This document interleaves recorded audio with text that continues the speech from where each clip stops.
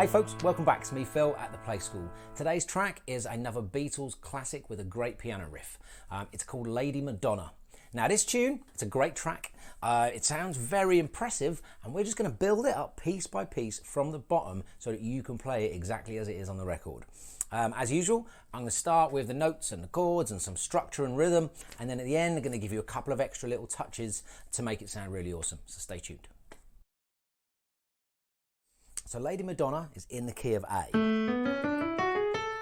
But aside from the fact that we're going to start and finish on the chord of A, there's not really a lot else that's helpful in there. So we're just going to file that. And we're going to work on this intro and verse section first. Now, the chords here, A and D, but they're not actually played, really, and the F, G and A at the end also not really played. We're just going to focus on the actual notes of the riff and how to build it from the bottom up. Okay, so first things first, let's start with your bass line, your left hand. And we're going to go from an A, we're heading up to the D for the next chord, and we're just going to kind of skip there by going up the A chord, C sharp, D, so that's that, A, C sharp.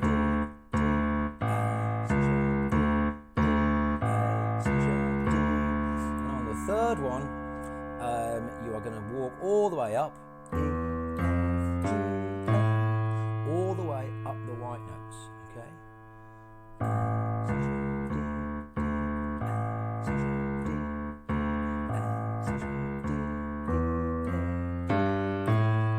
Only one D on that third iteration of that little bass line, okay? That's at number one. Now let's take our kind of middle bit here. We're kind of working with A, B and C sharp. It's the first three notes of the scale, but we are going to come back down. So our melody goes like that, C sharp, C sharp, C, B, A. So we're walking back from C sharp to A again. It's those two notes, as if you're making that chord. But we're just going to throw in, for an extra bit of kind of bluesy feel, that C. And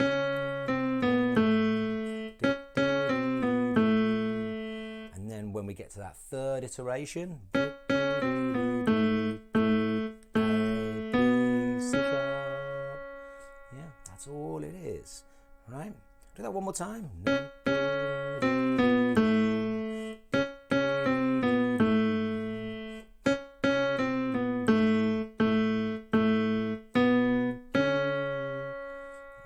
Taken on its own like that sounds very simple, something out of like the second page of your piano book. So let's put those together. That's going to give us okay,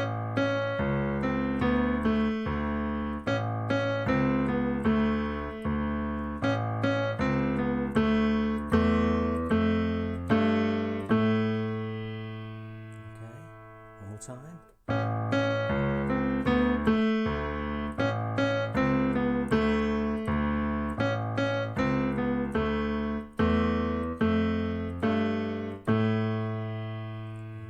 So we're getting there, right? Now, two more things which are going to really help us out here in terms of energy and extra bits of harmony. With every single one of these, we are going to play this A here, right? You're going to keep your pinky on it, and then you can just bounce around using your second finger and your thumb here, I would. So we're going to go...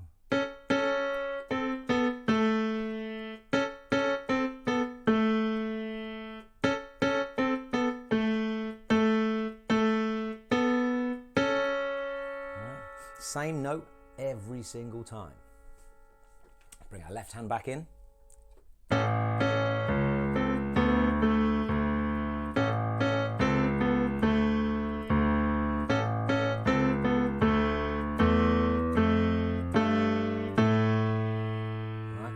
nearly there, okay?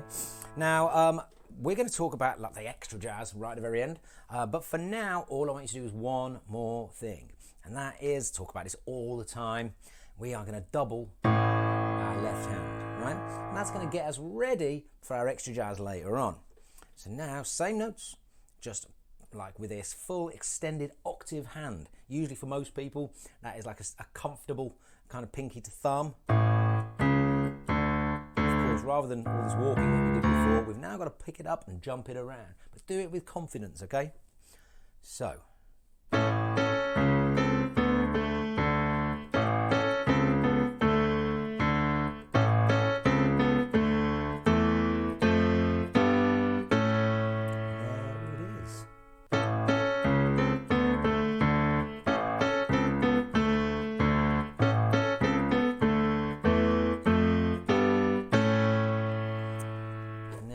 That is your intro and your verse. Okay, so our other section that we need to learn is going to get us through, I'm going to call the chorus and the bridge slash solo. It's basically that bit, and it's Thursday afternoon is never ending, and it's that bit, bit with the saxophone solo over the top. It's all of those bits, and it's the same thing. And again, let's start with the right hand chords. We are going to go from a D minor chord. So we finished here, right? We're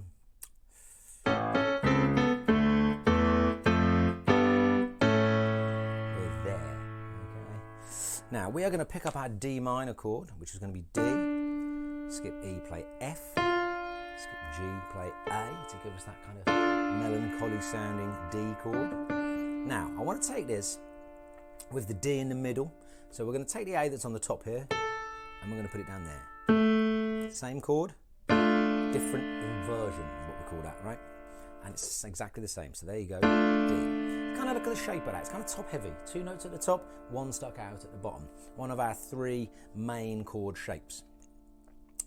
And we are going to go from a G chord, a D minor chord, to a G7. Now, let's take for this D minor to a G chord. And the easiest way for us to do this is to just pivot. We need the D, because a G chord is G, D, and D. So we're here, we've already got that D. So let's keep it, and let's keep it in the middle. So we need this B here, and we need this G here. Right, and that move, where we pivot around this middle finger, gives a really easy way of getting from D minor to G. So that's hack number 1 for that. Hack number 2. In order to make that into a G7, we can always do this by taking the root note of the chord. That's the note after which the chord is named. So in this case, it's our G. And wherever it is in the chord, top, middle, or bottom, we just take it down 2 half steps. Okay. Us our 7 chord. Now in its full voicing, it would be G, B, F, like so. However, with our left hand, when we get to it, we will be playing a G down there, right? So that counts as our G. So we do not need a G here. So to recap, we're going to go from D minor, D, F, A, to G7, with a G down there, which is just B, D, F. So we've got 2 chords to there. Okay. Our second 2 chords of this kind of midsection are going to be a C chord, C major, C, E, G.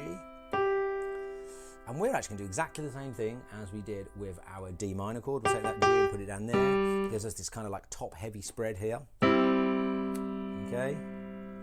And our chord after that is A minor. A, C, E, easiest change you can imagine, right? And you may have noticed exactly the same hand positions as we did for the previous change.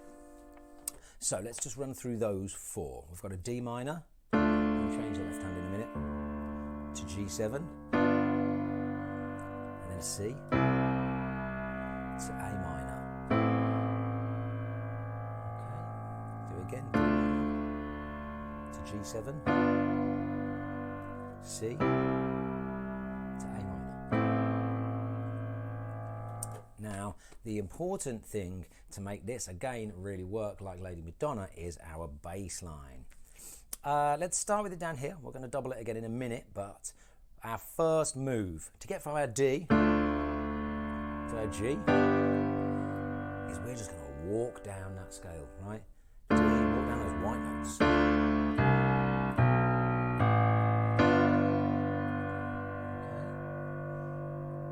And then to get to our C, we're going to go G, E, B, skip it, go round it, and come back to it. Okay? So that gives us straight down, walking back up, whoops, and back to it. C. And walk down the scale again.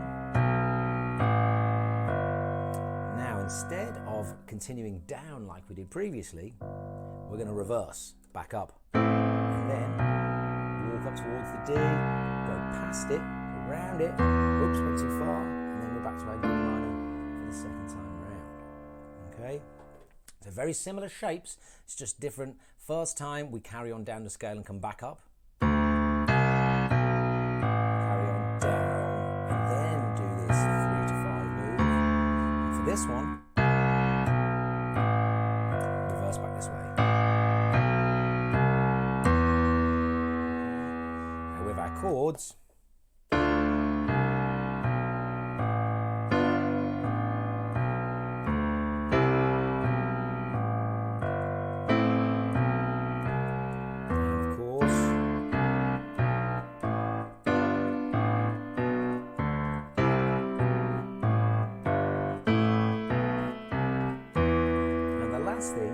just to start us off, I would go with like a 1, 2. So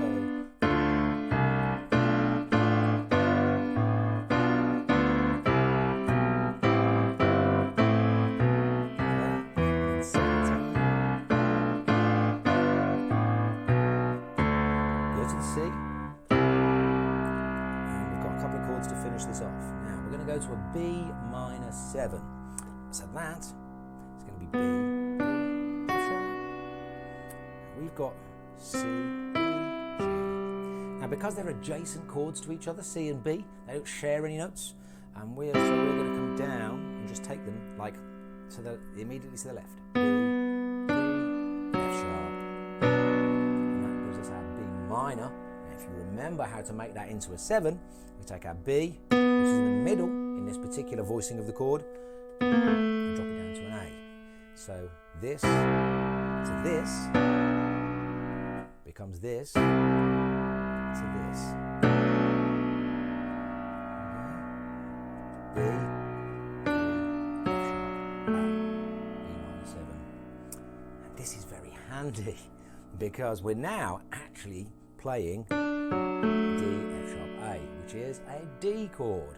And our next chord that we want is a D chord with your right hand, but with an E in the bass. Okay, so we've gone C, B minor 7, which we're thinking of as D over B, and then keeping that D chord and just switching to an E. And the very last chord that we're going to need for almost this whole song is E7.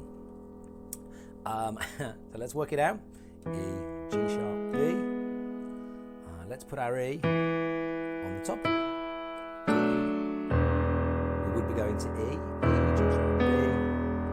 But what do we need to do to make that 7? We need to drop the E down to a D, which means it's the same note as we were playing before. We're just going to bring these two fingers up to the G sharp and the B to make E7.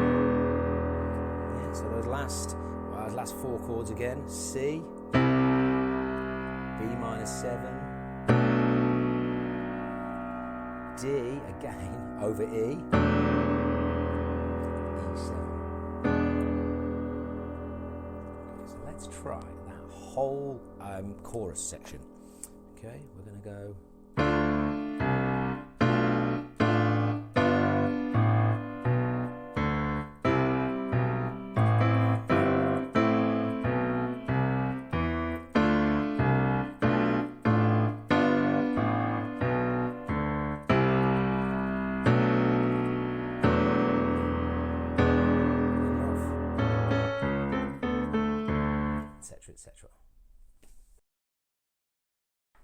Okay, so structurally, usually this is where I say structurally this is very simple, and it kind of is and it isn't. Because we've got so many sections and chord sequences being kind of repurposed, it can be a little confusing.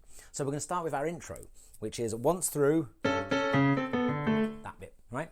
And then we have a verse, which is twice through that bit.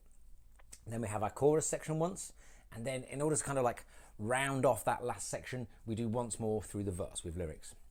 Now, if you think about this as like your second section, we do our intro again, which is like that, but with no singing. And then we have our solo with the saxophones and the ba ba ba ba ba ba ba ba ba, and that happens over these chords. And then we have another verse, and then we have another intro, and then we have another chorus with lyrics, and then we play the verse one more time, and we get into our ending. Now, I've talked you through that, but I would say the best way to do this is just get to know that song really well, okay? For us, let's talk about the ending. Okay, so we've done all that stuff that I just said, and we are now at the ending. We've got one verse. Lady.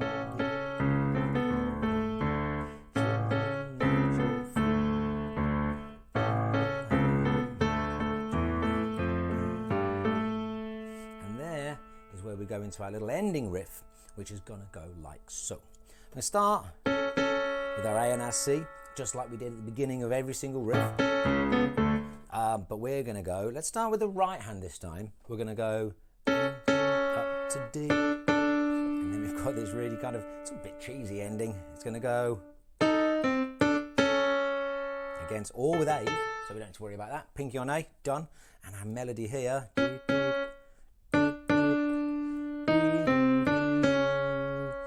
A little bit of an awkward dance around these 3 and 4 notes here, okay?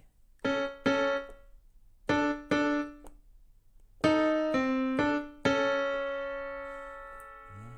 And to go with that, we'll have A, B, and then C.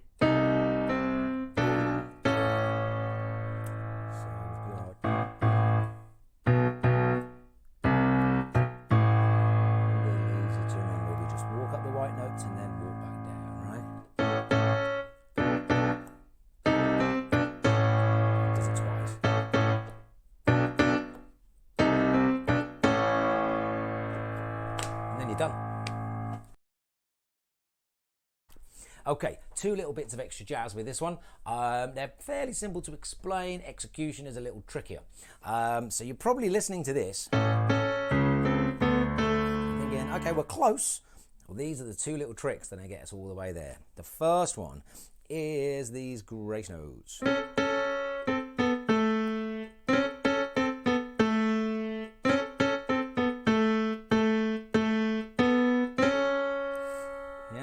And the thing, basically, they happen, it's just the C sharp. Every time you hit that, with your pinky on the A, and your second finger, your pointer finger, on your C sharp, is you're just gonna, almost as if by accident, hit that C, right?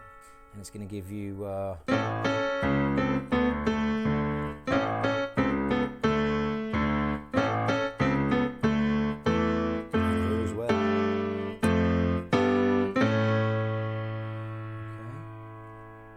and again, similarly, at the ending, we're going to go. That's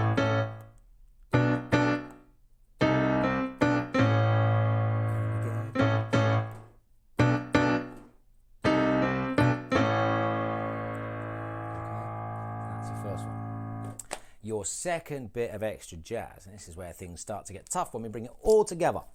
We have been doing this. And this.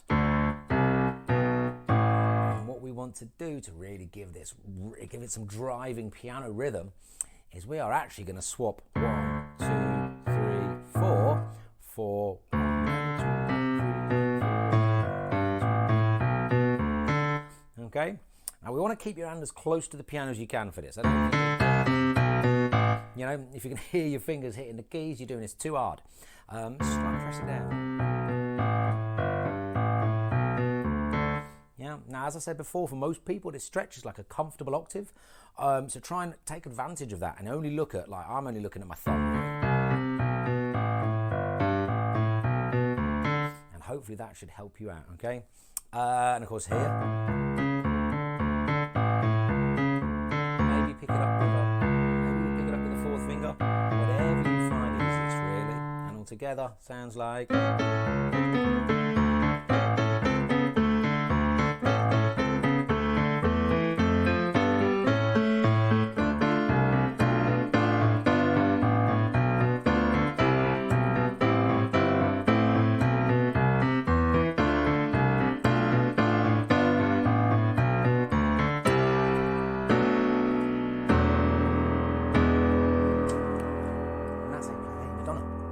As ever, any questions, comments, hit me up below. Have a lot of fun with that. I'll see you next time.